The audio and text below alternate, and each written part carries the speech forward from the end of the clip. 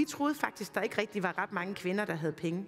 Men der er faktisk rigtig mange kvinder, som også har rigtig mange penge. Nogle har også plukket deres eksmænd, synes jeg også er helt fair.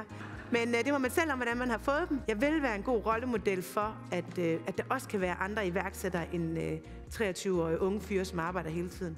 Jeg vil hellere have, at det lige tager et år eller 2 mere at få lavet min forretning rigtig, rigtig stor, hvis jeg så kan være et helt menneske undervejs. Jeg skulle ikke noget unikum, eller jeg var heller ikke 12-talspige, og jeg kommer heller ikke fra en rig familie. Faktisk også højre-venstre konfus, det griner mænd altid.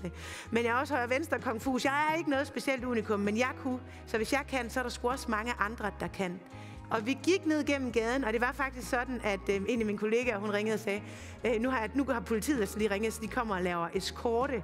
Og stakkels politimænd, apropos damer, når der så kom sådan 2 mandlige politimænd, ja, vi skal lige holde styr på jer alle sammen, de kan helt amok, alle kvinder, og så eskorterede de os gennem København.